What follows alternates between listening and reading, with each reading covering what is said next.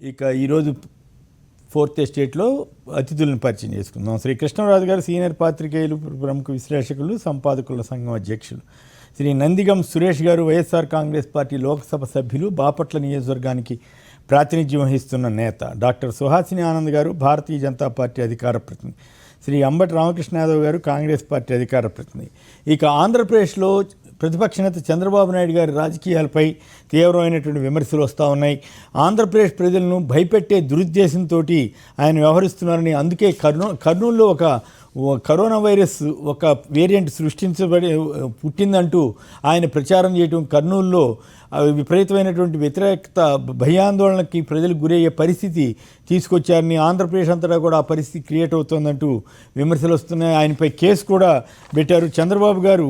అంతేకాకుండా దేశంలో 18 ఏళ్ల పైబడిన వారందరికీ వ్యాక్సిన్ ఇమ్మని కేంద్రం చెబుతుంటే ఏపీ ప్రభుత్వం సాధ్యం కాదని చెప్పటం తగదని కూడా ఆయన చెబుతున్నారు.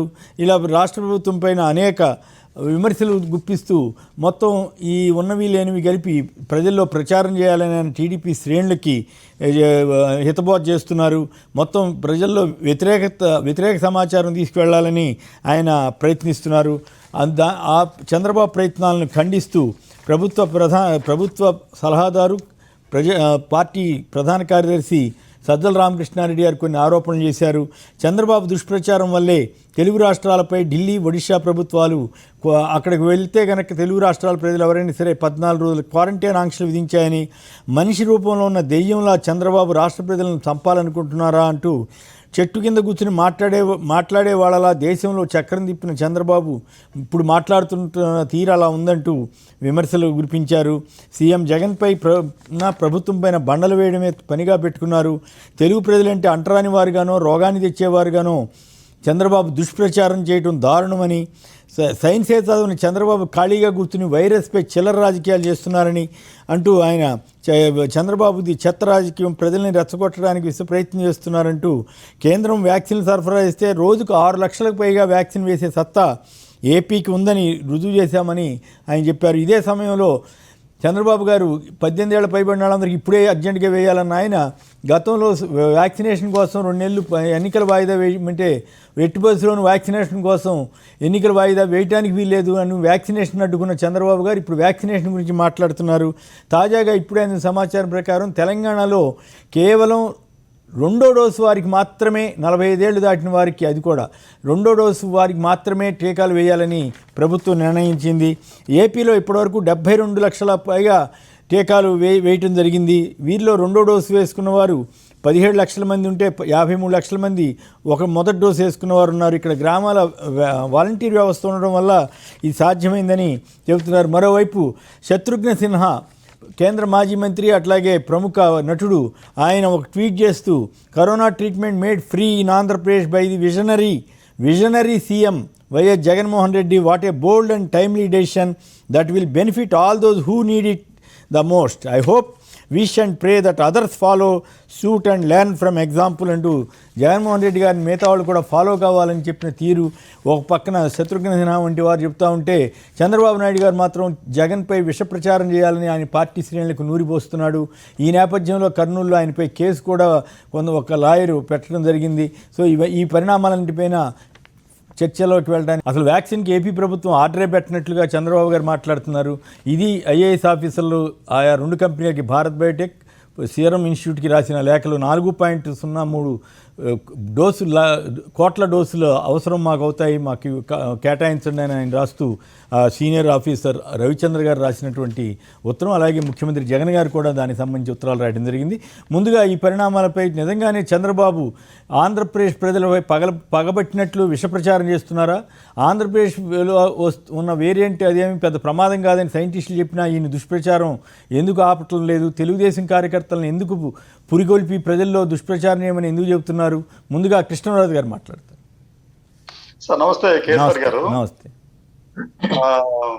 కోవిడ్ కి సంబంధించి అంటే ఒకవైపు ప్రపంచం యావత్తు ఇంక్లూడింగ్ మన ఆంధ్ర ప్రజలతో సహా అతలాకుతలమయ్యి సమిధులైపోతున్న ఈ విషాదకరమైన సమయంలో కూడా రాజకీయాలు మానకుండా ప్రజల్ని చైతన్యవంతులు చేయకుండా, లేకపోతే వారికి భరోసా ఇవ్వకుండా వారిని భయభ్రాంతులకు గురి చేసే విధంగా మాట్లాడటం అనేది అత్యంత దారుణం, శోచనీయం. కేసర్ గారు, ఇది చంద్రబాబు నాయుడు గారు నిన్న, ఈ రోజు, మొన్న చేస్తున్న ఈ ఒక పనికి మాలిన అంశానికి సంబంధించి N440K అనే ఒక వైరస్ వేరియంట్ గురించి ఆయన చేస్తున్న ప్రకటనలు, ప్రసంగాలు రాష్ట్ర పరువుని తీయటమే కాకుండా రాష్ట్ర ప్రజలను భయభ్రాంతులకు గురి చేసే విధంగా కూడా ఉన్నాయండి.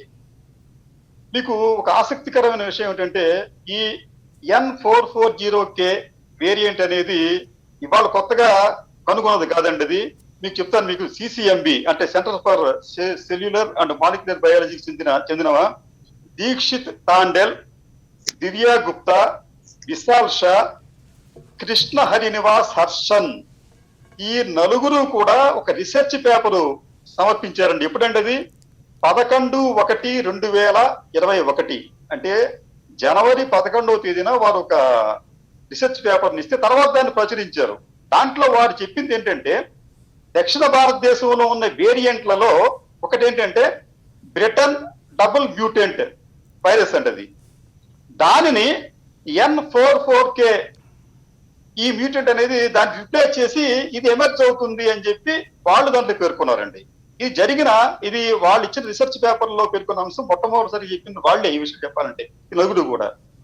తర్వాత దీనికి సంబంధించి ఇది అత్యంత ప్రమాదకరం అని చెప్పి చెప్పడం, తర్వాత ఇది ఉన్న వైరస్ల కన్నా కూడా 10 రెట్లు ఎక్కువ ప్రమాదకరం, వేగంగా విస్తరిస్తుందని చెప్పి ఒక మీడియా చెప్తే 15 రెట్లు ఎక్కువగా చేస్తుందని చెప్పి ఒక మీడియా చెప్పడం, ఈ అన్బేస్డ్ ఈ సమాచారాన్ని పట్టుకొని జాతీయ స్థాయిలో గుర్తింపు పొందిన, అంటే ఆయన జాతీయ స్థాయిలో గుర్తింపు పొందినని చెప్పి అంటున్నానంటే, ఆయన తనకు తానే చాలా సీనియర్ మోస్ట్ పొలిటీషియన్ గా ఆయన పలుసార్లు చెప్పుకున్నారండి. ఆయన అటువంటి వ్యక్తి ఈ అన్ఫౌండెడ్ అన్బేస్డ్ రిపోర్ట్స్ పట్టుకొని దీనివల్ల ఏదో జరిగిపోతుంది అని చెప్పి ఒక భయాన్ని క్రియేట్ చేయటం అనేది చాలా ఇబ్బందికరమైన, ప్రమాదకరమైన ధోరణి.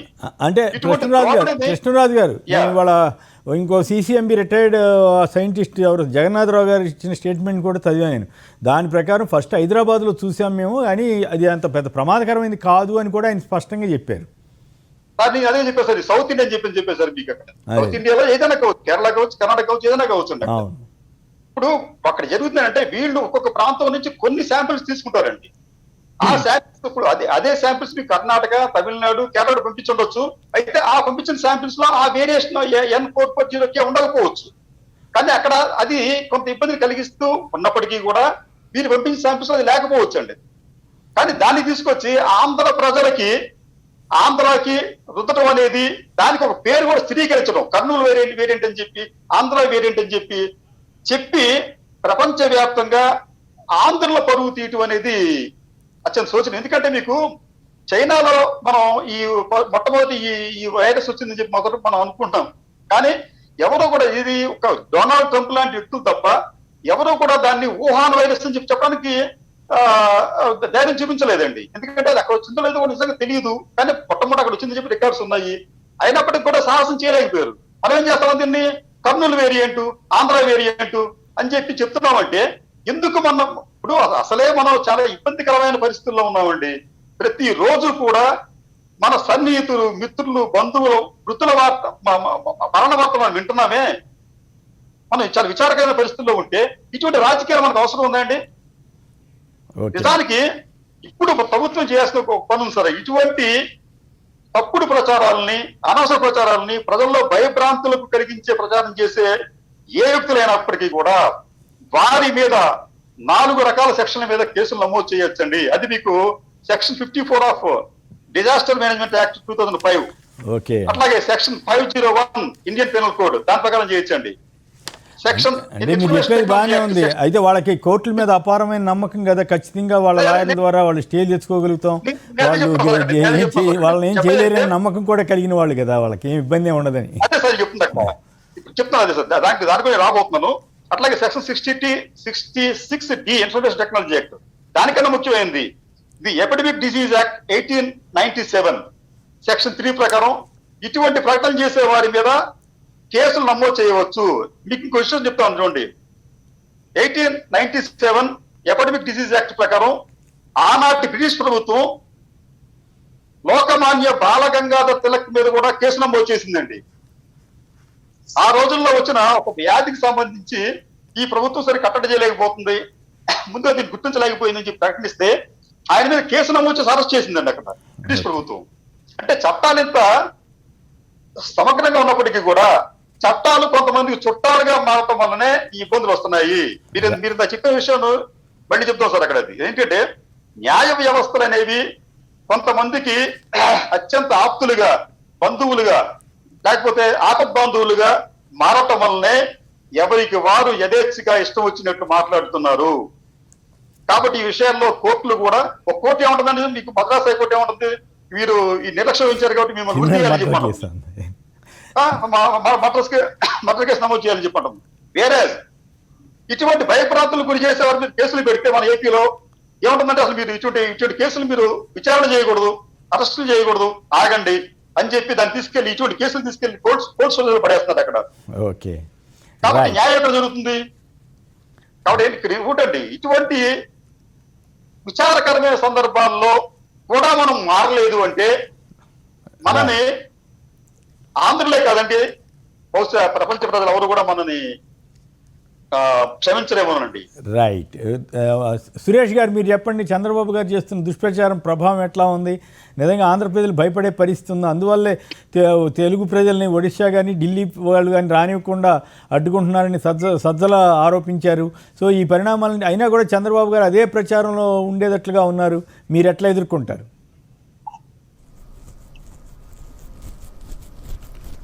చంద్రబాబు నాయుడు గారి మాటలకు విలువ పెద్దగా పట్టించుకోరండి రాష్ట్ర ప్రజలు కూడా. ఆయన మొదటి నుండి కూడా ఆయన ధోరణి మనందరం కూడా గమనిస్తానే ఉన్నాం. ఎలాంటి సమయంలో మరి 14 సంవత్సరాలు ముఖ్యమంత్రిగా ఉన్నాను, 40 సంవత్సరాల అనుభవం చెప్పుకునే వ్యక్తి ఇలాంటి సమయంలో తను మాట్లాడాల్సింది ఎంత హుందాగా ఉండాలంటే ఆ వయసుకు తగినట్లు 14 సంవత్సరాలు సీఎంగా ఉన్నట్లు 40 సంవత్సరాల రాజకీయ నాయకుడిలాగా మాట్లాడడం ధర్మంగా ఉండేది. కానీ ఈ పిల్ల చేష్టలాగా జనాలు ఎక్కడ ఏమైపోతే మాకెందుకు, ఈ ప్రజలు ఇంకాస్త భయపడాలి, ఇంకాస్త ఇబ్బంది పడాలి, కాబట్టి ఈ నెపంతా జగన్మోహన్ రెడ్డి గారిపై నెట్టాలి అనే ఒక వితండవాదంతో మన ఈ చంద్రబాబు నాయుడు అనే వ్యక్తి ముందుకెళ్తా ఉన్నాడండి. రాష్ట్ర ప్రజలందరూ కూడా గమనిస్తూ ఉన్నారు. చంద్రబాబు నాయుడు గారిని మనం గమనిస్తే ఏంటంటే మొదటి నుండి కూడా ఒక అబద్ధం, అసత్య ప్రచారానికి అలవాటు పడి ఉన్నాడు. తను ఎంతసేపటికి రాష్ట్ర ప్రజలను ఏదో రకంగా భయపెట్టే విధంగానో, భయపడే విధంగానో, లేదా పాలనని గొప్పగా మంచి అనుకూలమైన వాతావరణం ఉన్నప్పుడు ఆ సందర్భాన్ని డిస్టర్బ్ చేయడానికో చంద్రబాబు నాయుడు అలవాటు పడి ఉన్నాడు. ఆ అలవాటు పడిన విధానం చూస్తామంటే మనకు కాస్త ఆశ్చర్యపోవాల్సిన పని ఏం లేదండి. ఎందుకంటే చంద్రబాబు నాయుడు గారు మొదటి నుంచి వాస్తవాలు మాట్లాడిన వ్యక్తి కాదు, వాస్తవానికి దగ్గరగా బ్రతికిన వ్యక్తి కాదు. ఎంతసేపటికి కూడా ఏంటంటే ఏదో ఒక భ్రమలో ఆయన బతుకుతో ప్రజలందరినీ కూడా అదే భ్రమలో ఉంచాలని చూస్తూ ఉన్నాడు. కానీ చంద్రబాబు నాయుడు గారు మాటలు పట్టించుకునే పరిస్థితి మేమైతే పట్టించుకునే పరిస్థితి లేదు. ఓ చాదస్తపు వ్యక్తి కింద లెక్కేస్తామే తప్ప ఈ టైంలో అతని గురించి పట్టించుకొని వాళ్ళు ఎలా తయారయ్యారంటే, నిన్న మొన్న ఒక సోషల్ మీడియాలో టీడీపీ పోస్ట్ ఏం చూసామంటే, కరోనా పెరగాలని మనందరం కోరుకోవాలి, రాష్ట్ర ప్రజలు ఇంకాస్త ఇబ్బంది పడాలి జగన్మోహన్ రెడ్డి గారి పాలన అని చెప్పి వాళ్ళ పోస్ట్ చూశా. ఎంత నీచ నికృష్టంగా తయారయ్యారంటే వాళ్ళు రాష్ట్ర ప్రజలు కూడా ఏదో రకంగా ఇబ్బంది పడాలి, కరోనా టైంలో కూడా వాళ్ళు ఎంత దుర్మార్గమైన రాజకీయం అంటే ఇది రాజకీయం చేసే సమయమా కాదు, రాష్ట్ర ప్రజలకు అండగా ఉండాల్సిన సమయం. ఇలాంటి సమయంలో మన మాట ఎంత విలువైన మాట మనం మాట్లాడాలి, ఆ విలువైన మాట ఎంతసేపటికి ఎట్లా బయటికి వెళ్ళాలి, ఆ ప్రజలు మన దగ్గర నుంచి ఏం రిసీవ్ చేసుకుంటారు, ప్రజలు మరి ఇలాంటి టైంలో మనం ఎలాంటి సందేశం ఇస్తే ఇంకాస్త ధైర్యంగా ఉంటారు అని చెప్పి ఆలోచించాలి ఒక మరి ఆ సీనియర్ మోస్ట్ అని చెప్పుకునే వ్యక్తి. అలా కాకుండా కుళ్ళు, కుట్ర, కుయుక్తి ఇవన్నీ కలిపి ఇంకా కూడా అబద్ధ ప్రచారం, అసత్య ప్రచారం చేసే విధంగా మరి ఇతను తయారయ్యాడంటే చంద్రబాబు నాయుడు గారికి భగవంతుడు బుద్ధి ప్రసాదించడమే కానీ రాష్ట్ర ప్రజలు ఆల్రెడీ ఆయనకి చెప్పారు, బాబు నువ్వు అవసరం లేదు, నువ్వు వెళ్ళిపోను ఆయన అని చెప్పి. కానీ ఇంకా ఏదో దింపుడుకల్లా ఆశలాగా ఇలా చివరిసారి మూడోసారి అయినా కేకేస్తే లేకపోతాడు అన్నట్టుగా తండ్రి కొడుకులు ఈ రాష్ట్రంలో రాష్ట్ర ప్రజలందరూ కూడా ఇబ్బంది పడతామంటే తండ్రి కొడుకులు ఎక్కడున్నారండి? హైదరాబాద్లో ఉన్నారు. వీళ్ళు ఉండాల్సింది ఎక్కడ? వీళ్ళ నాయన కానీ ఈ కుమారుడు కానీ పోటీ చేసింది ఎక్కడ? వీళ్ళు ఉండాల్సిన వ్యక్తులు ఎక్కడుండాలి, ఎక్కడుండి ప్రజలకు అందుబాటులో ఉండాలి, ప్రజలకు ఎక్కడుండి మేలు జరగాలని కోరుకోవాలి. వీళ్ళు హైదరాబాద్లో ఉంటారు. అవకాశం ఉంటే జూమ్ యాప్లోనో వాళ్ళ పార్టీ ఆఫీస్లో వాళ్ళ ఇంట్లో ఒక ఆఫీస్ పెట్టుకొని దాని నుండి మాత్రం బయటకు మాట్లాడతారు. వీళ్ళంతా కూడా ఏంటంటే దూరంగా ఉండి ఒక రాయి వేసేద్దాం, ఆ రాయి ఎటు మారితే అటు మారుద్ది, మన సొమ్మేం పోయింది, రాయే కదా విసిరేసింది. అది ప్రజలు ఇబ్బంది పడ్డారా లేకపోతే ఇంకోటి ఇబ్బంది పడింది వాళ్ళకి అవసరం లేదు. కానీ ఇలాంటి వ్యక్తులతో మనం ఇంకా ప్రతిపక్ష నాయకులు అని చెప్పుకొని వీళ్ళందరినీ మనం బాధపడతామన్నా ఇలాంటి సందర్భాల్లో వాళ్ళందరూ కూడా హుందాగా వ్యవహరించాల్సిన తీరు, రాష్ట్ర ప్రజలు కోవిడ్తో ఇబ్బంది పడతా ఉన్నారు కాబట్టి ఇలాంటి టైంలో మనం ధైర్యంగా మనోధైర్యం నింపే విధంగా వాళ్ళ వాయిస్ అయితే మొదటి నుంచి ఇలాంటి దుర్మార్గమైన దుష్ట పాలన తప్ప రెండోది లేకుండా చేస్తా ఉన్నాడు ఇతను. రైట్. అయితే ఆసక్తికరంగా ఆయన ఎన్టీఆర్ ట్రస్ట్ ద్వారా ఎన్ఆర్ఐ వైద్యులు ఎవరో లోకేశ్వరరావు గారితో 200 మందికి పైగా తెలుగుదేశం కార్యకర్తలకి ట్రస్ట్లో ఉన్న వాళ్ళకి కానీ వాళ్ళకి ఆయన చేయించారంట, వైద్యం చేయించారంట ఆన్లైన్ ద్వారా. మరి కుప్పం సొంత నియోజకవర్గంలో చాలామంది బాధపడుతున్నారని ప్రభుత్వాన్ని దృష్టిలో ప్రభుత్వం వాళ్ళని ఆదుకోవాలని చెప్పారు. వాళ్ళకెందుకు ఎన్ఆర్ఐ ద్వారా చేయించలేదు, కేవలం తెలుగుదేశం వాళ్ళకి మాత్రమే చేయించారని నాకు అనుమానం వచ్చింది. ఇది మీరు గమనించారా సురేష్ గారు? చంద్రబాబు నాయుడు గారు లోపల 200 మందికి ఇద్దరికి చేశారో నలుగురికి చేశారో అసలు చేశారా చేయలేదనేది మనకి ఎక్కడ వాస్తవం తెలియనేడండి. ఆయన చెప్పాడు ఏంటంటే ఎంతసేపటిగా 2 ఛానళ్ళు ఉన్నాయి కాబట్టి ఆ 2 ఛానళ్ళు ఆయన ఏం చెప్తే అది రాసుకుంటారు. అది జరిగిపోయింది, రాష్ట్ర ప్రజలకు ఏదో జరిగిపోయింది, మేము 200 మందికి సిగ్గుపడాలి, సిగ్గుండాలి ఆ మాట మాట్లాడడానికి కూడా. రాష్ట్రం ఎక్కడ మీది? హైదరాబాద్లో ఎన్టీఆర్ ట్రస్ట్ భవన్లో చేయించాను 200 మందికి టెస్టులు, మరి మేము వైద్యం చేయించామని చెప్పడం సిగ్గుపడాలి కదా. సిగ్గుపడకుండా ఇక్కడ ఏపీలో నువ్వు పోటీ చేసి ఏపీ మరి ముఖ్యమంత్రిగా ఉన్న సందర్భాలు ఉండే, ప్రతిపక్ష నాయకుడికి ఎప్పుడు రన్ అవుతా ఉన్నావు, ఇలాంటి సందర్భాలు హైదరాబాద్లో ఒక 200 మందికి చేయించంటే ఎవడు నమ్మే వచ్చాడండి ఇలాంటి మాటలు?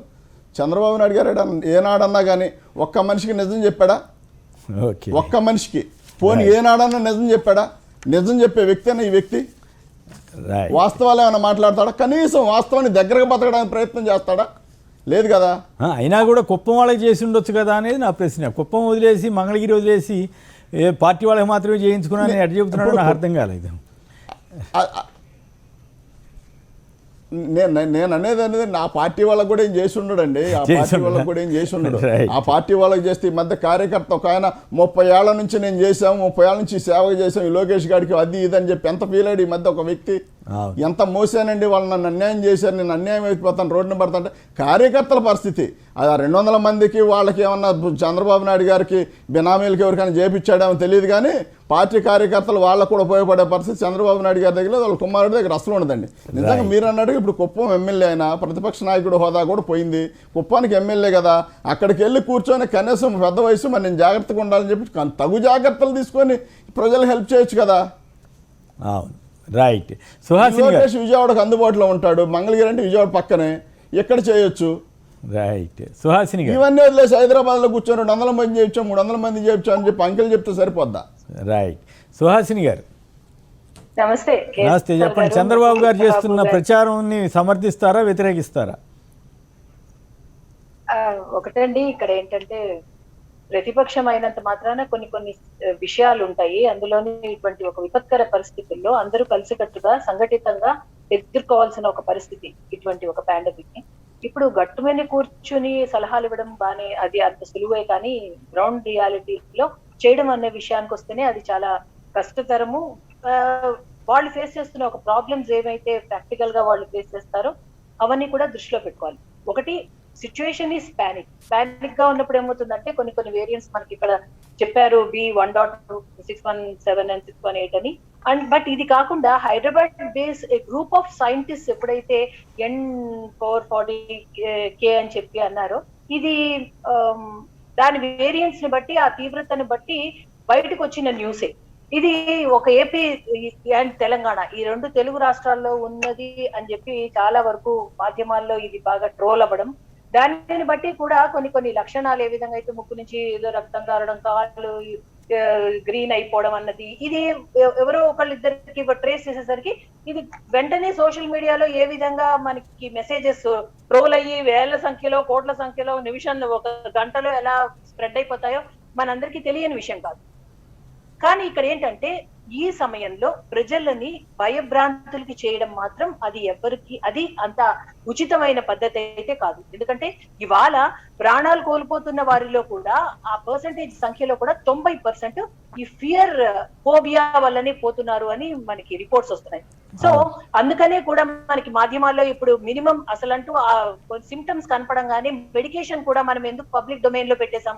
యూజువల్ గా ఒక డాక్టర్స్ ప్రిస్క్రిప్షన్ పబ్లిక్ డొమైన్ లో పెట్టడం అనేది ఎప్పుడైనా జరిగిందా? జరగదు. ఆ పేషెంట్ ని చూసి పరీక్షిస్తే తప్ప డాక్టర్ డైరెక్ట్ గా పేషెంట్ కి ఇచ్చే ఒక ప్రిస్క్రిప్షన్, అటువంటి ఒక ప్రిస్క్రిప్షన్ ఇవాళ మాధ్యమాల్లో మనం ట్రోల్ చేస్తున్నాము అంటే దీని తీవ్రత మాక్సిమం హాస్పిటలైజ్ అవ్వకుండానే హౌస్ లో హోమ్ క్వారంటైన్ అవుతూనే వాళ్ళు ఫస్ట్ ఎయిడ్ కింద వాళ్ళు చాలా వరకు 88-85% బయటకు వచ్చేస్తున్నారు, బయటపడుతున్నారు ఈ కోవిడ్ నుంచి. సో అటువంటి ఒక పద్ధతి దిశగా మన గవర్నమెంట్ కొన్ని చర్యలు తీసుకుంటున్న సందర్భంలో ఒకటి హెచ్చరించడం అన్నది మాత్రం కరెక్టే. ఎందుకంటే కొంత ఈ భయము ఇటువంటి ఒక వేరియంట్స్ ఉన్నాయి అని తెలిస్తేనే ప్రజలు కూడా బయటకు వెళ్ళడానికి భయపడతారు. ఇప్పుడు మనం ఇప్పుడు ఇదే గవర్నమెంట్ ఉంది. సో టోటల్ లాక్డౌన్ వల్ల వచ్చే ఉపయోగాల కన్నా ఎవరికి వాళ్లే తీసుకునే జాగ్రత్త ముఖ్యం అనుకునే కదా ఇవాళ మొన్న కేరళ కూడా ఫస్ట్ నైట్ కర్ఫ్యూ విధించింది. ఎప్పుడైతే చేయి దాటిపోయిందో ఇప్పుడు టోటల్ షట్ డౌన్ చేసింది. ఇప్పుడు మన రాష్ట్రంలో కూడా ఫస్ట్ 6 to 12 అంటే సో దట్ ఇంటెన్సిటీ తెలుస్తుంది ప్రజలకి. అమ్మో ఇప్పుడే ఈ సగం క్లోజ్ డౌన్ అయిందంటే ఇంకా రాను పెద్ద ముప్పే పొంచి ఉంది, మన జాగ్రత్తలో మనం ఉండాలి అన్న ఒక వార్నింగ్ కాల్ కింద మనం ఇస్తున్నాం. సో ఇవన్నీ ఏంటంటే భయం మరీ ఎక్కువగా భయం చేస్తున్నామా అంటే అది కాదు, బట్ బివేర్, ఇటువంటి ఒక వైరస్ ఉంది, ఇటువంటి ఒక లక్షణాలు ఉన్నాయి అని చెప్పడం అయితే డెఫినెట్లీ కొంత ఎడ్యుకేట్ చేయడం అన్నది మాత్రం అందులో తప్పులేదు. అంటే ఎడ్యుకేట్ చేసినట్టు కాదు ఎడ్యుకేట్ చేసినట్లా లేకపోతే అవి మొత్తం ప్రభుత్వమే సృష్టించిందన్న అనుమానం వచ్చేటట్టుగా మాట్లాడటం ఏం జరుగుతుందో మీరు గమనించట్లేదా? ఒకటండి, వైరస్ అన్నది ప్రభుత్వం వచ్చేది కాదు, అది ప్రజలు కూడా అంత అవును. ఆ సంగతి మీకు తెలుసు, కానీ జనాన్ని అందరికి తెలియదు కదా. అంత పెద్ద నాయకుడు చెప్పా అంటే ఏమన్నా ఉందేమో అని భయపడతారు కదా. అదే అంటున్నా, ఒక మోతాదుని మించి భయం కూడా మనం స్ప్రెడ్ చేయకూడదు అని మనం మాట్లాడుకుంటున్నాం ఇక్కడ. ఇటువంటి సిచ్యువేషన్ లో అందులోనూ అసలు భయం కొద్దే 90% ప్రాణాలు కోల్పోతున్నారని మనం మాట్లాడుకుంటున్నాం. సో ఈ ఫియర్ ఫోబియాని మనం అవాయిడ్ చేయాలి. అటువంటి భయ కంపితులు అవ్వకూడదని మనం ఇంటి దగ్గరే వాళ్ళకి మెడికేషన్ అనేది వాడాలి అని చెప్తున్నాం. సో ఇంకొకటి ఏంటంటే ఇప్పుడు వస్తున్నవి కూడా మన హాస్పిటల్స్ లో కూడా అవైలబిలిటీ ఆఫ్ కొన్ని కేసెస్ ఏమవుతున్నాయంటే ప్రజాప్రతినిధులుగా కూడా కొంత బయటికి రావడానికి కూడా కొంచెం భయపడే పరిస్థితి. ఇవాళ ప్రతి ఫ్యామిలీలోనూ ఎవరో ఒకళ్ళు ఎఫెక్ట్ అవుతున్నారు. ఇప్పుడు వాలంటీర్ వ్యవస్థ ఉన్నా, యంత్రాంగం ఉన్నా, ఆఫీసర్స్ వ్యవస్థ ఉన్నా కూడా ఒక్కొక్కళ్ళు ఒక్కొక్క దానిలో వాళ్ళ ఫ్యామిలీస్ లో కూడా ఇవాళ 5 మందిలో 3కి వచ్చేసింది. సో ఈ తొందరగా వాళ్ళు క్యాటర్ అవుతున్నారా లేదా, ఉన్నవి ఏ విధంగా సద్వినియోగం అవుతోంది, కొన్ని చోట్ల ఏమైనా పొరపాట్లు జరిగినా వాటిని తగిన ఆ యంత్రాంగం దృష్టికి తీసుకువెళ్లకుండా ఇలా మనం బయట కూర్చుని లేదు ఇది ఫెయిల్ అయింది అని అనడం కూడా కరెక్ట్ కాదు. సో ఇక్కడ ఏంటంటే రాష్ట్ర ప్రభుత్వం రెస్పాన్సిబిలిటీ ఏంటంటే మిస్ మేనేజ్ అవ్వకుండా, సోర్సెస్ ఈ రిసోర్సెస్ మిస్ మేనేజ్ అవ్వకుండా చూసుకోవాల్సిన బాధ్యత ఇక్కడ ప్రభుత్వానికి ఉంది అని కూడా మనం ఈ విధంగా తెలియజేయచ్చు. రైట్. రామకృష్ణ గారు, మీరు మాట్లాడి ఇలాంటి దుష్ప్రచారాలు విషప్రచారాల వల్ల ప్రజల్లో భయభ్రాంతులు నెలకొల్పునే పరిస్థితి వస్తుందా? దీన్ని మీరు ఎట్లా చూస్తారు? సార్ గుడ్ ఈవినింగ్ అండి, ప్యానల్ అందరికి గుడ్ ఈవినింగ్. సరే, ఈ వేరియంట్ ఏదైతే ఉందో అది లాస్ట్ ఇయర్ స్టార్ట్ అయిన వేవ్ లో వచ్చింది. Not only Andhra Pradesh, Telangana, Karnataka 3 state లో తీసుకున్నాం. మొన్న మార్చి నాటికి ఇది రూపాంతరం చెందింది. దీని ప్రభావం కన్నా కూడా ఇప్పుడు డబుల్ మ్యూటెంట్ యొక్క ప్రభావం ఎక్కువ ఉంది. దీని ప్రభావం అంతగా లేదు అనేది ఇప్పుడు శాస్త్రవేత్తలు అందరూ మనకు చెప్తున్న విషయం.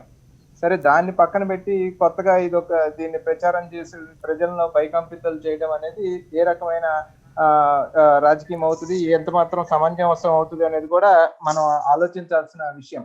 అయితే చంద్రబాబు నాయుడు చెప్పినంత మాత్రానే ఒరిస్సా ప్రభుత్వం, చంద్రబాబు నాయుడు చెప్పినంత మాత్రానే ఢిల్లీ ప్రభుత్వం ఆపేసినాయి. ఇంకా ఆయన మాటకు అంత వాళ్ళు వాల్యూ ఇచ్చి మిగతా రాష్ట్రంలో జరుగుతున్న పరిధి కానీ, రాష్ట్రంలో ఉన్న విషయాలను కానీ, లేకపోతే కరోనా తీవ్రతను కానీ ఇక్కడ అంచనా వేయకుండా కేవలం చంద్రబాబు మాటలు మాత్రమే ఢిల్లీ ప్రభుత్వం, చంద్రబాబు నాయుడు మాటలు మాత్రమే మనం ఒరిస్సా ప్రభుత్వం స్వీకరించింది అని మాట్లాడటం కూడా ఎంతవరకు అనేది ఆలోచించాలి.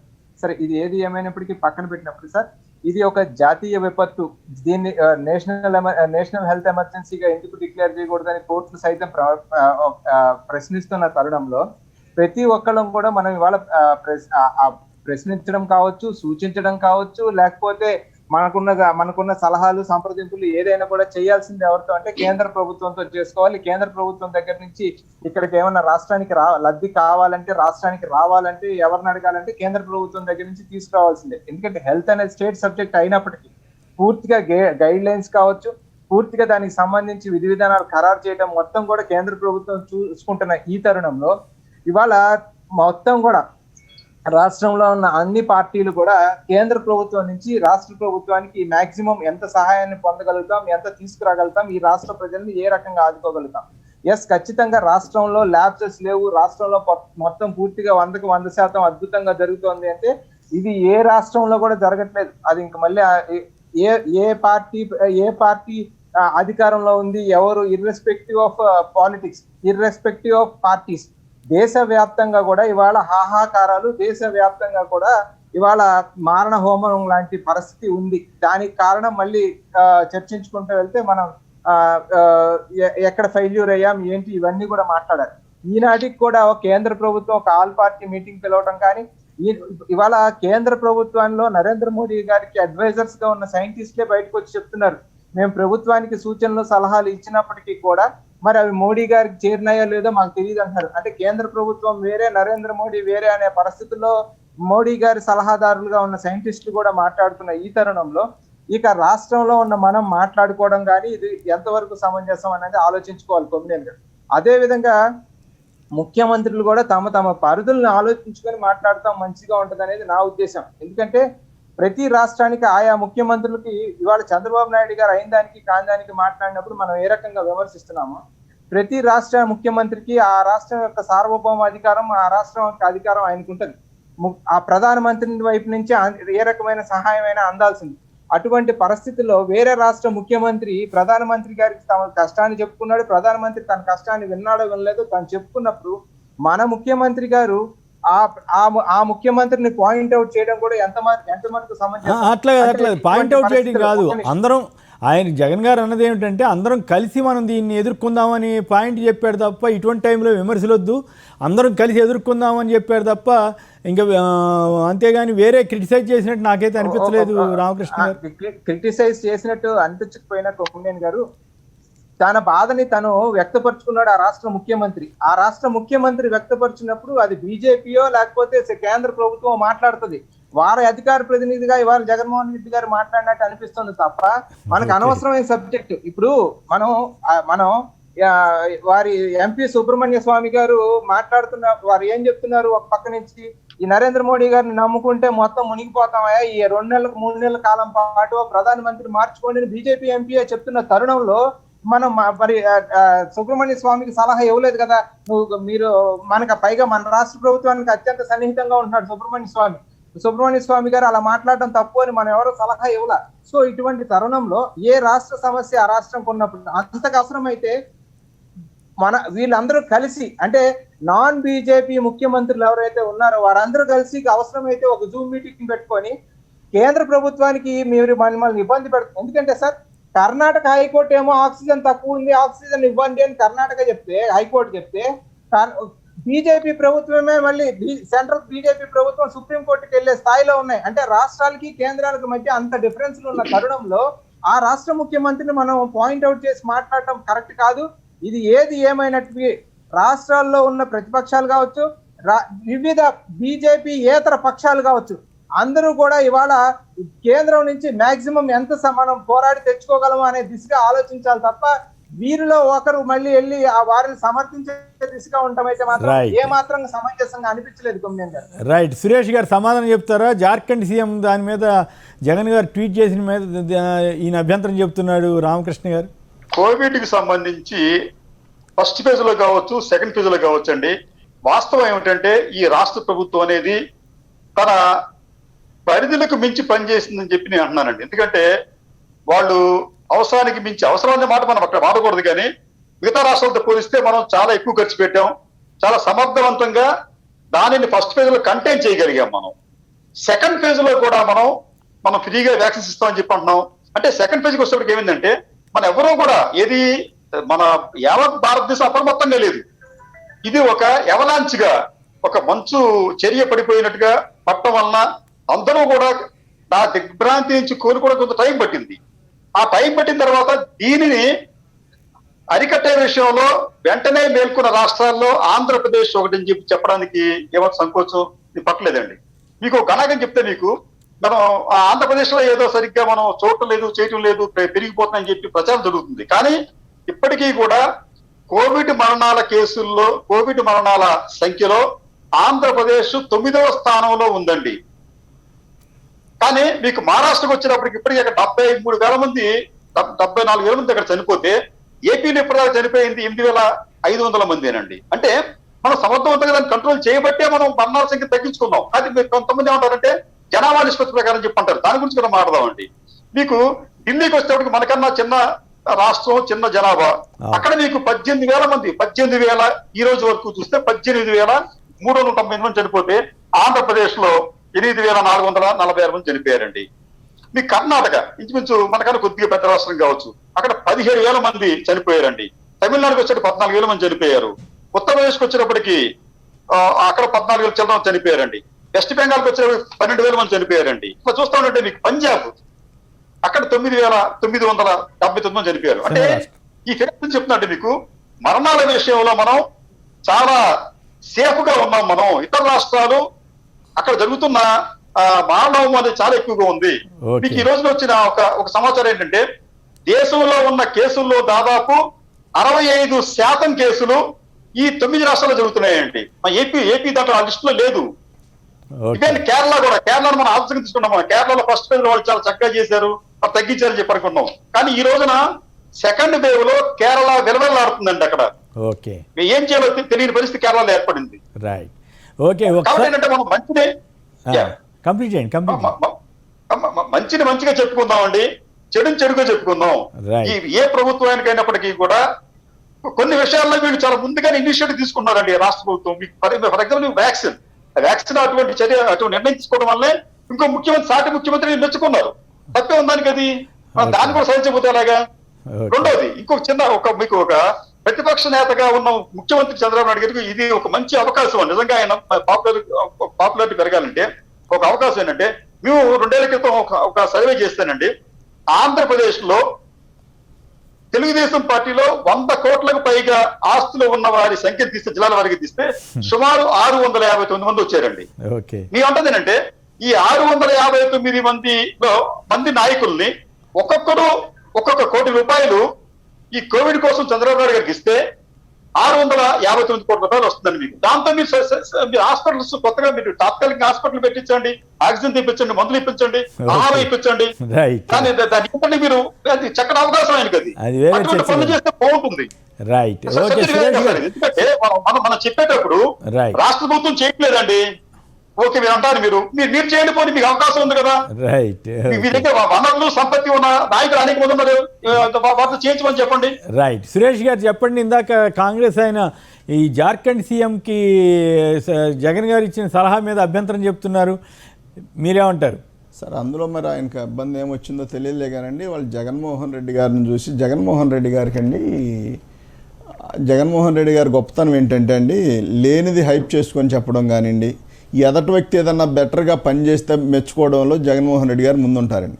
చంద్రబాబు నాయుడు గారికి లాగా ఏది చేసినా నేను మాత్రమే చేశాను, ఏది సాధించినా నేను మాత్రమే సాధించాను అని చెప్పుకోవడానికి ఇప్పుడు ఉన్న పరిస్థితిలో కరోనా గనక వ్యాధి కాకుండా ఏదైనా డెవలప్మెంట్ అయితే ఖచ్చితంగా కరోనా కూడా నేనే తీసుకొచ్చానని చెప్పుకునేంత అలాంటి వ్యక్తి చంద్రబాబు నాయుడు గారు. కాబట్టి జగన్మోహన్ రెడ్డి గారు తనకంటే బెటర్గా ఉన్న వ్యక్తులను పొగొట్టడానికైనా కానివ్వండి, తప్పు చేసి ఉంటే సొంత వ్యక్తికైనా చెప్పడానికైనా కానివ్వండి వెనకాడండి.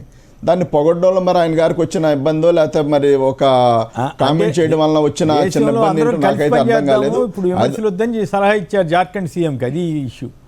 అంటే చిన్న మాట అండి, ఇప్పుడు దానిలో తప్పేం వచ్చింది? మరి అందరం కలిసి ఎదరికి వెళ్ళాల్సిన పరిస్థితి కాదు. ఇప్పుడు ఉమ్మడిగా అడుగుతున్నారు, చెప్పండి. వాళ్ళకి ఏ తప్పు కాకుండా ఉందండి. ఇప్పుడు ఇష్టమైనమ్మా ఇంట్లో ఆగం చేసినా బాగానే ఉండదండి, ఇష్టం కానమ్మ వీధిలో ఆగం చేసినా బాగానే ఉండదు, బాగోదు.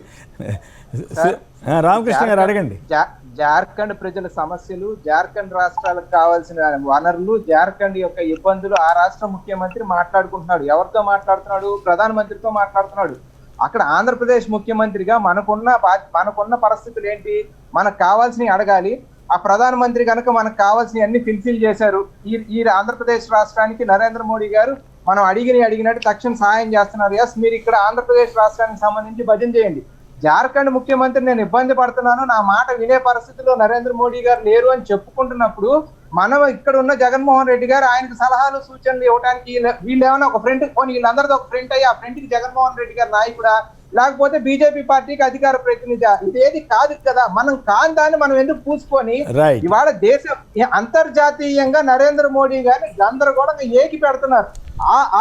ఆ యొక్క ఆ నెగటివిటీని మన నెత్తిన ఎందుకు పూసుకోవాలి అంట నేను. ఈ రాష్ట్రంలో మీరు ఇప్పుడు ఎంతవరకు తప్పు, ఏం తప్పు వచ్చిందని అందులో మీరు ఫీల్ అవుతున్నారు? కాదు దానిలో మీకు ఏం తప్పు అనిపించింది అంటే ఉమ్మడిగా ఇప్పుడు దానిలో ప్రపంచ చిన్నమాట అండి కలిసి ఉమ్మడిగా పోరాడదాం, అందరం కలిసి ఉమ్మడిగా పోరాడదాం, ఎదరికి వెళ్దాం అనే మాటలు ఏమైనా తప్పు వచ్చిందా? నష్టం ఏమైనా వచ్చిందా? లేదా మీరు వాళ్ళు బీజేపీ వాళ్ళని పొగిడారు కాబట్టి మమ్మల్ని పొగిడుంటే బాగుంటుందనే మీ భావమా? సార్ కొమ్మినేని గారు ఖచ్చితంగా సోరెన్ గారికి మీరు బీజేపీ వాళ్ళు కాబట్టి మీరు ఆ మాట మాట్లాడుతున్నారు. కాంగ్రెస్ ఆయన మనందరం కలిసి పోరాడదాం. కేంద్రానికి కూడా లేఖ రాశారు, మాకు రావాల్సిన మెడిసిన్ కానివ్వండి, మాకు రావాల్సిన మాకు వచ్చే ఏ మెడిసిన్ అయినా ఆపకుండా పంపించమని చెప్పి జగన్మోహన్ రెడ్డి గారు ఎవరు అభ్యంతరం పెట్టరు. ఈ టైంలో మనం మోడీ గారిని విమర్శించకూడదని స్పష్టంగా రాశారు ఆయన దాంట్లో. సో అటువంటి తరుణంలో క్లియర్ గా ఉంది అందులో. ఇప్పుడు విమర్శించుకోవడానికి సందర్భం కాదు కదండి. విమర్శించుకోవడం నన్ను మీరు విమర్శించుకునే సందర్భాలు కాదు. ప్రజల కష్టాల్లో ఉన్నారు, ప్రజల సమస్య, ప్రజల్ని ఎంతసేపటికి ఎంతమందిని మనం కాపాడుకొని హెల్త్ విషయంలో ఎంతమందిని ఎదరికి వెళ్తాం, ఎంతమందిని కాపాడుకోగలుగుతాం, ఎంతవరకు బెటర్గా ఎవరికి మెరుగైన వైద్యం అందిస్తామనే దాని మీద మనం దృష్టి పెట్టాలి. వాళ్ళ మీద వాళ్ళ మీద కామెంట్లు చేసుకుంటూ మనకు నచ్చలేదని చెప్పి మాట్లాడుకుంటా పోతే కష్టమైపోద్ది. అదే సార్, ఏ పరిస్థితులు అట్లా ఉంది, రేపు పొద్దుడికి ఏ పరిస్థితులు అట్లా ఉంటే తెలియదు కదా. మన రాష్ట్రం మొత్తం కోవిడ్ ఫ్రీ అయిపోయింది, హాస్పిటల్ ఫుల్ బెడ్లు దొరుకుతున్నాయి కాబట్టి పక్క రాష్ట్రానికి సలహా ఇవ్వడానికి వెళ్ళాం మనం. సో ఈ రకమైన ఆలోచన మనకు కావాల్సింది మనం చేసుకోవాలి. ఏ తప్పే వచ్చిందండి? ఇప్పుడు మన నోటి ద్వారా ఒక మంచి మాట చెప్పడానికి వచ్చిన నష్టం ఏముందంటున్నా? అంటే జార్ఖండ్ కష్టాలు మీరు తీరుస్తారు, దానిలో వచ్చిన నష్టం మీకు ఏం కనబడిందో నష్టం నాకు అర్థం కదా. వాళ్ళు బీజేపీ వాళ్ళు అవడం, మీకు నచ్చని వ్యక్తులు అవడం వల్ల మీకు ఏమైనా ఇబ్బంది? జార్ఖండ్ కావాల్సినవి మీరు పంపిస్తారా? జార్ఖండ్ ఇబ్బంది మీరు ఆగండి. రామకృష్ణ గారు మాట్లాడారు కదా, సుహాసిని గారు. జార్ఖండ్ కావాల్సినవి వాళ్ళకి రాష్ట్రానికి కావాల్సిన కేంద్రం నుండి వస్తుంది, ఇక్కడికి రావాల్సిన వాళ్ళు కేంద్రం నుంచి పంపాలి. ఈ రాష్ట్రం నుంచి ఆ రాష్ట్రానికి, ఆ రాష్ట్రం నుంచి ఈ రాష్ట్రానికి రావు కదా. Right, okay. సుహాసిని గారు ఎక్కడి నుంచి వచ్చిన కేంద్రం నుంచి రావాలి. సుహాసిని గారు చెప్పండి. మోడీ గారిని చాలా క్రిటిసైజ్ చేస్తున్నారు రామకృష్ణ గారు, మీరేమంటారు? ఒకటండి, ఇక్కడ కొందరు మాత్రమే రాజకీయాలు వద్దు అని పెదాల వరకుపోయే ఉంటుంది. ప్రాక్టికల్ గా రాజకీయాలకు అతీతంగా మనము ఈ యొక్క జాతీయ విపత్తును ఎదుర్కోవాలి అన్న దానిలో ఉదాహరణగా ఇప్పుడే మీరు చెప్పిన తర్వాత ఇది లేటెస్ట్ ట్వీట్. ఇది I have great respect for you, but as a brother I would urge you, no matter whatever our differences are, indulging in such level of politics would only weaken our own nation అని ఇవ్వడం అన్నది real గా ఒకటండి. దేశం విషయానికి వచ్చేసరికి అందరూ సమిష్టిగా కలిసి మనం ఎదుర్కోవాలి అన్న విషయంలో ఇక్కడ ఉదాహరణగా నిలబడ్డారు జగన్మోహన్ రెడ్డి గారు అనడంలో అతిశయోక్తి లేదు. ఎందుకంటే ఎవరైనా సరే ఏదో విపక్షము అనగానే, వేరే పార్టీకి చెందిన వాళ్ళము అనగానే మనం ఖచ్చితంగా మన విమర్శే చేయాలి అని అనుకోవడం అన్నది అదొక నెగటివిటీ, అదొక పెసిమిజం. బట్ ఇక్కడ అందరూ మాట్లాడుకుంటున్నాం రాజకీయాలకు అతీతంగా అని. But this tweet shows the big nature. అది ఒక గొప్ప వ్యక్తిత్వం కూడా. సుహాసిని గారు చదివి రామకృష్ణ గారికి మరొకసారి చెప్పండి చదివి. అంటే షోస్ ద హైయెస్ట్. అదేంటంటే మొత్తం ఉంది, ఇంతకన్నా ట్వీట్ లో ఉండదు. ట్వీట్ లో ఒక సర్టెన్ క్యారెక్టరిస్టిక్స్ మాత్రమే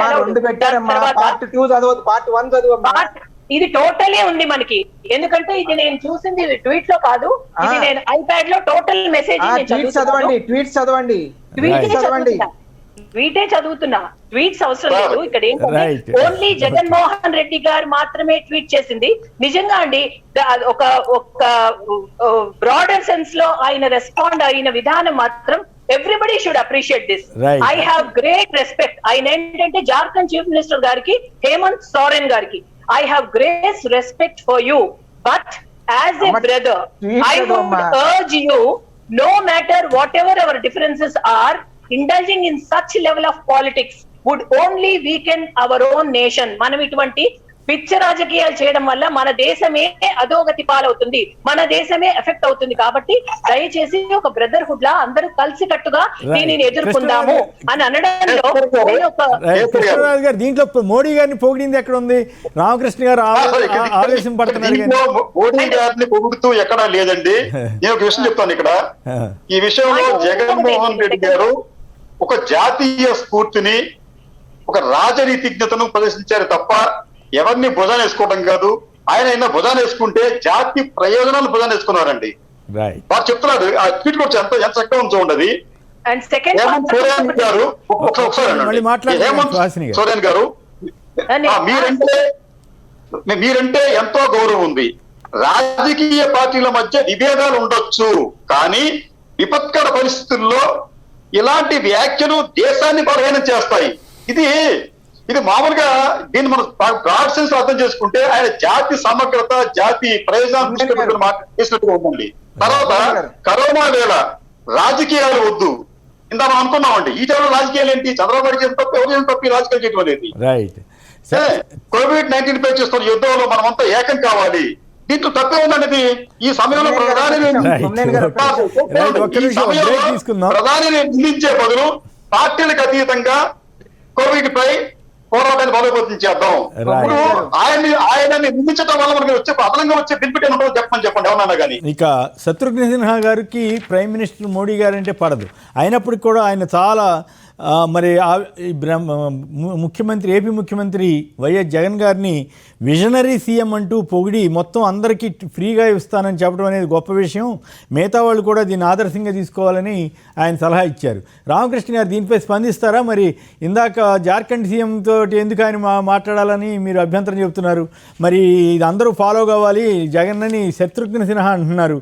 చంద్రబాబు గారి మాటలకి, చంద్రబాబు గారు నెగిటివ్ మాటలు మాట్లాడుతుంటే ఈయన పాజిటివ్ మాటలు మాట్లాడుతుందని కూడా మీరు అభ్యంతరం చెప్పారు. ఓకే, అభ్యంతరం మీ ఇష్టం అది. కానీ మరి చంద్రబాబు గారు నెగిటివ్ మాటలకి ఎట్లా మరి దాన్ని ఎట్లా చూడాలి? ఇప్పుడు శత్రుఘ్న సిన్హా గారి వ్యాఖ్యలను ఎట్లా చూస్తారు సంక్షిప్తంగా? కొమ్మినేని గారు, నేను ఎక్కడా కూడా జగన్మోహన్ రెడ్డి గారు తీసుకుంటున్న ఏ చర్యలో కూడా ఈ రోజు వరకు మన డిబేట్ లో నాకు కొన్ని సందర్భాల్లో పర్సనల్ గా ఇబ్బంది అంటే అయినా కూడా నేను పాజిటివ్ గానే మాట్లాడుతూ వచ్చాను. కానీ నేను చాలా స్పష్టంగా క్లియర్ గా మాట్లాడా. ఆ రాష్ట్ర ముఖ్యమంత్రికి ఆ రాష్ట్ర సమస్యలు తెలుస్తాయి, ప్రధానమంత్రి తన బాధ వినలేదు అని ఆ రాష్ట్ర ముఖ్యమంత్రి గోడు వెళ్ళబోసుకున్నప్పుడు జగన్మోహన్ రెడ్డి గారు పక్క రాష్ట్ర ముఖ్యమంత్రిగా టెలిఫోన్ కాన్వర్సేషన్ లోనో ఏదో మాట్లాడుకోవచ్చు, కానీ బయటకు బహిరంగంగా ఈ రకంగా ట్వీట్ పెట్టి తను పూర్తిగా బీజేపీని కొమ్ము కాసి భుజానం వేసుకోవడం అనేది ఎంతవరకు సమంజసం అనేది నేను ఇందాక నుంచి ప్రశ్నిస్తున్నా.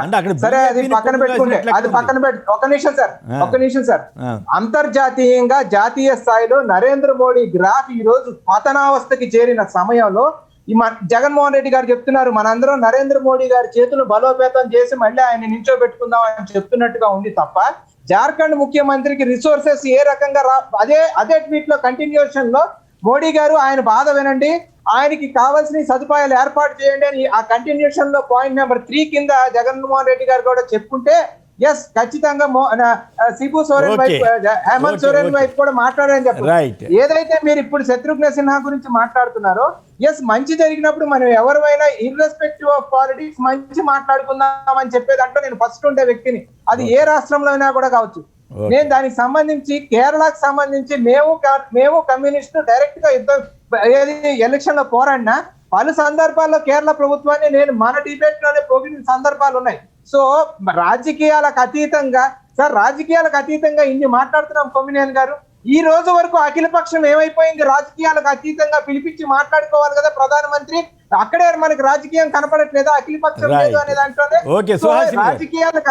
రాజకీయాలకు అతీతంగా పూర్తి రాజకీయాలు చేస్తున్న బీజేపీ రాజకీయాలకు అతీతంగా అంటే ఎలా కుదురుతుంది? ఓకే, సుహాసిని గారు.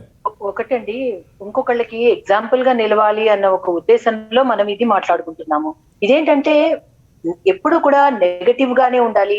ఇప్పుడు చెడు చెవులో చెప్పాలి, మంచి మైక్ లో చెప్పాలి. ఇది ఆయన ఈ ట్వీట్ వల్ల నిజంగా అండి he stood as an example for many. ఒకళ్ళని అప్రిషియేట్ చేయడం వల్ల, వెన్ను తట్టడం వల్ల వాళ్ళు కించపడినట్టు కాదు. అవతల వాళ్ళని తిట్టడం వల్ల ఏదో స్వల్పకాలిక ఆనందమే తప్ప అదేదో వీళ్ళు గొప్ప అని అనుకున్నట్టు కాదు. సో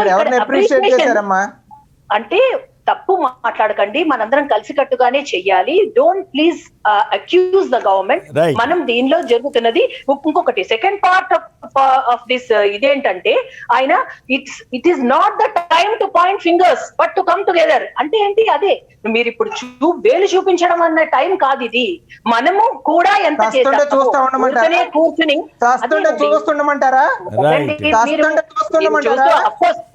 అదే మీరంతా అదే ధోరణిలో అదే లైన్ లో ఉన్నారు కాబట్టి సహకారాలు అంటే